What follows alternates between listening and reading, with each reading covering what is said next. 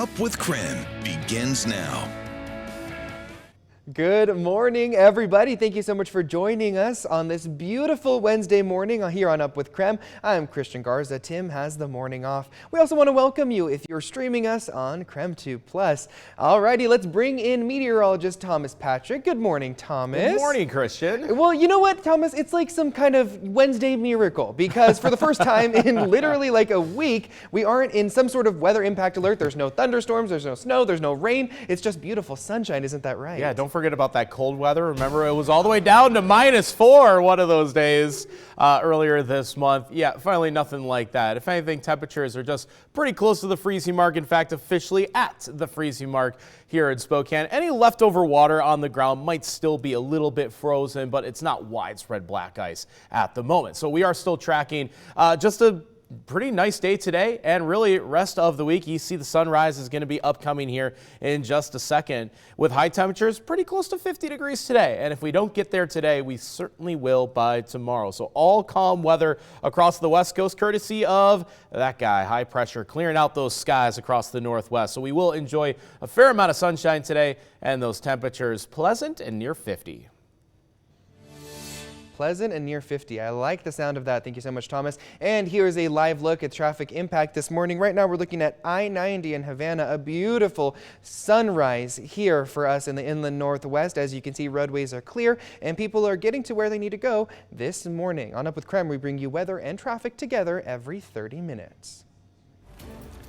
This morning, new information about the Moscow murders case. The defense, representing the man accused of killing 4 University of Idaho students, has filed a motion to take the death penalty off the table, citing autism spectrum disorder. This comes as the prosecutors asked that Brian Kohberger shouldn't be allowed to offer an alibi defense unless he takes the stand himself during the murder trial.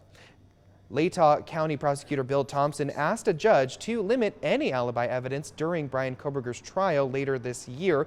He also asked to limit evidence about any psychiatric evaluations Kohberger might have undergone, as well as arguments about an alternate perpetrator of the crimes. And an update to the story we first brought to you as breaking news here on Up with KREM yesterday morning. Spokane firefighters responded to a lithium-ion battery fire that broke out in Hilliard at Max Amps lithium batteries. Come take a look at your screen. This is what the fire looked like yesterday morning around 5 a.m. The Spokane Fire Department and the Department of Ecology say any toxic exposure in the soil or water is contained to the building and its property line. Authorities say they are not concerned about toxic exposure in the air, but say these types of fires are difficult to put out. It's still a fairly new problem to us in the fire service, but we're starting to see that more nationwide, having these battery fires turn into bigger events, and that's what's happened here today. This is technically this is the largest event we've had with batteries in the city. Fire officials also say no one was hurt, but everything inside of the building has been damaged. SFD told KREM 2 that one family is displaced and is receiving aid from the American Red Cross. And speaking of SFD, police say a man who tried to sell stolen equipment from the fire department was arrested in Moses Lake. Investigators say a Spokane firefighter spotted the equipment for sale on Facebook Marketplace. That's when authorities in Spokane notified police in Moses Lake. Full turnout gear were among the items stolen, including pants, a jacket, a respirator, and a helmet. Authorities say a Moses Lake police officer negotiated the sale of the stolen equipment and arrested the suspect, Christopher Rock. Rock is charged with trafficking of stolen property and possession of stolen property. It's a St. Croix 5-weight, and the reel is a Scientific Angler's reel. They don't make them anymore, so I like this one. The one that got away, a phrase usually reserved for the tallest of fishtails. However, one Idaho fly fisher wasn't saying this about a fish, but rather his gear. Earlier this month, Mike Rotz was fly fishing in Boise with his rod of 18 years when he put it down to free his line. When he came back, his rod was gone. On Sunday, Rotz cast his plea for his beloved rod on social media, and on the same day, fellow fisherman Derek Hicks found the pole wrapped around a boulder. disaster. Hicks also made a social media post. Among the hundreds of comments, one man connected the dots shortly after. Hicks reached out to Rotz, and the three men met up for a Riverside reunion. I just wanted to do what I would hope someone else would do. The fly fishing community is a good group of people here, and it's just proof that there are good people out there. Men who were strangers with the same passion, now friends in the same waters. We may be done with this week's storm system, but many across our region are still dealing with the aftermath of the flooding. Here on KREM 2, we bring you more to every story. Our Cody Proctor went to the National Weather Service to find out why we ended up seeing so much water. Water everywhere, thanks to an atmospheric river drenching the inland Northwest this weekend.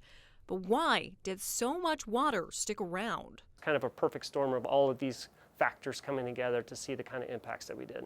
That's meteorologist Stephen Van Horn at the National Weather Service's Spokane office. It's his job to keep track of the forecast. This recent storm led to flooding, road closures, and rising water levels in our rivers and streams. Now, when it comes to why we had so much flooding, one place to look is down at the ground, most of which is still frozen. With the rain and the snow melt contributing to the runoff, it wasn't able to get into the ground or seep into the ground, and it stayed on the surface. Now, all that water needs to go somewhere, and that tends to be our rivers and streams. For example, Hangman Creek, aka Latah Creek, recorded its 5th highest flow on record, cresting at about 13 feet, according to the National Weather Service. The hydrograph for the creek also marked a flow of more than 14,500 CFFs. According to the Spokane River Keeper organization, that's the highest flow in nearly 30 years. All right, so to put CFFs into perspective, a basketball is about the size of a cubic foot. That's a decent size right here. And so when we talk about thousands of CFFs, we're talking about thousands of cubic feet per second. And that equals thousands of these basketballs going through at one time. Now, as the water starts to drop, Van Horn says they're already looking to the next weather maker. It never ends. In Spokane County, Cody Proctor, KREM 2 News. 6:08, another look at our weather forecast, where thankfully we're not going to add any more water to these flooding concerns for today, nor for the next several days here. No storm systems will be making their way into the inland Northwest anytime soon here. So pretty calm weather, but decently cold. At least it feels pretty chilly this morning with more clear skies and temperatures pretty close to 30 degrees as you see that at Whitworth and Deer Park, down to 29 in Post Falls to mark the coldest spot across the metro area as of this morning. It'll be sunny this morning, partly cloudy in the afternoon, and our high temperature is pushing 50 degrees today.